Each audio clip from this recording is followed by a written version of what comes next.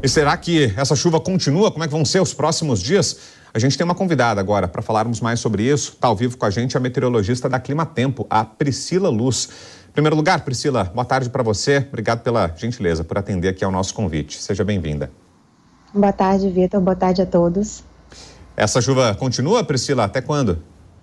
Essa chuva continua. Na verdade, agora a frente fria está localizada entre o norte do Rio de Janeiro e o sul do Espírito Santo e está provocando muita chuva por lá nesse momento, tá? A gente já tem acumulados bem significativos de chuva, com vários rios transbordando na região norte e noroeste nesse momento. A frente fria ela veio avançando do sul do país, né? E veio rapidamente atingindo o Rio de Janeiro, como a gente já vinha alertando desde terça-feira. A gente teve ali o litoral de São Paulo sendo atingido na quinta noite, com acumulados que ultrapassaram 100 milímetros. Depois os alertas, a partir de sexta, era exatamente para o estado do Rio. Então, a gente tem altíssimos acumulados. A gente tinha emitido uma previsão, né? Todos os órgãos, inclusive a Climatempo, já tinha emitido essa previsão de fortes, altos acumulados, desde sexta até domingo, que poderiam ultrapassar em algumas regiões 300 milímetros. Bem, isso já se confirmou, tá? Petrópolis já ultrapassa os 320 milímetros agora de manhã.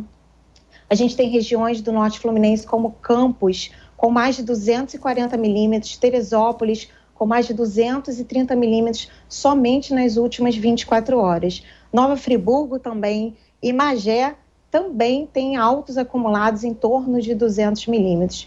Mas essa chuva, ela não traz só uma preocupação, né? Quando a frente fria chega. Quando a frente fria, após a passagem da frente fria, o que acontece é que permanece esse tempo mais nublado, com esses ventos de sul que trazem muita umidade, principalmente nas áreas de encosta.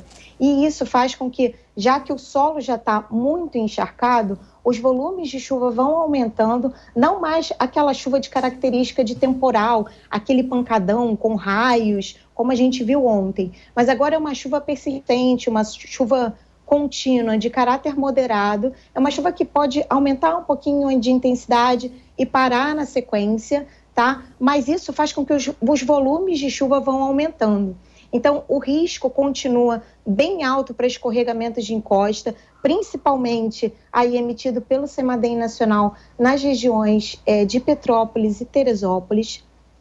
A gente está com risco também muito alto de inundações de rios e transbordamentos de rios. Os rios estão muito cheios em todo o estado, tanto na Costa Verde quanto na Baixada Fluminense. A gente também tem os rios bem cheios na região serrana. E agora a preocupação maior entre hoje e amanhã são os altos acumulados e a chuva forte. Como eu falei para vocês, a frente fria está parada sobre a região norte do estado e também sul de Minas, que influencia diretamente os rios da região norte e noroeste do estado. Então, toda a parte de Bom Jesus do Itabapoana, Campos, Laje de Muriaé, Macaé, toda essa região hoje está sobre o alerta, muita chuva caindo por lá, tem vários rios já transbordados, a região vai ficar sensível sim, tá? Então o alerta continua, tá? Aqui para a região centro-sul, né? Costa Verde, a região de Valença, Piraí, Cidade do Rio,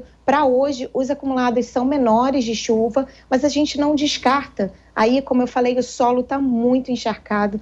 A gente não descarta a possibilidade de, em algum momento, com uma chuva moderada dessa, ter ocorrência de deslizamento ainda ou um rio transbordar. Então, o alerta continua.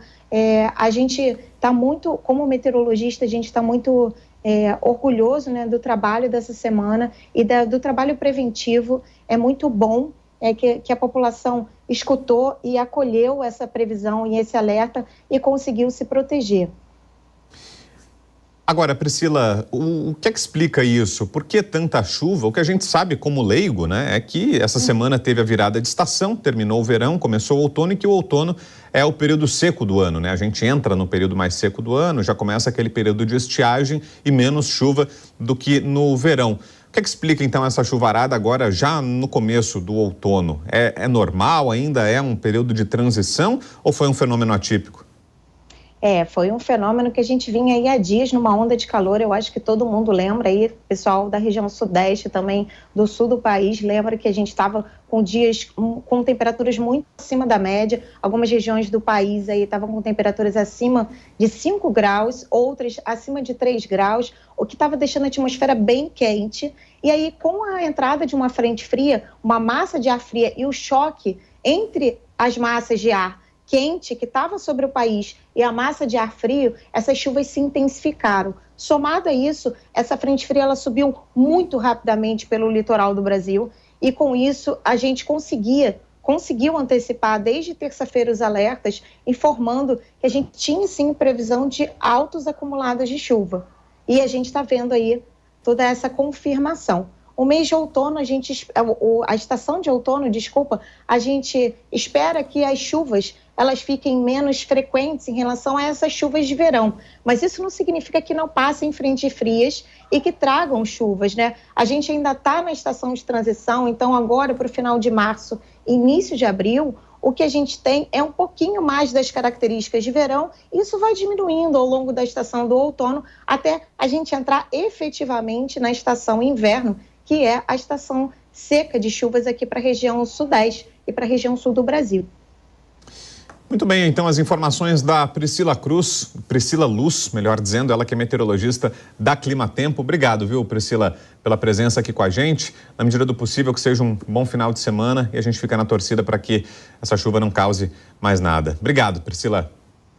Nada.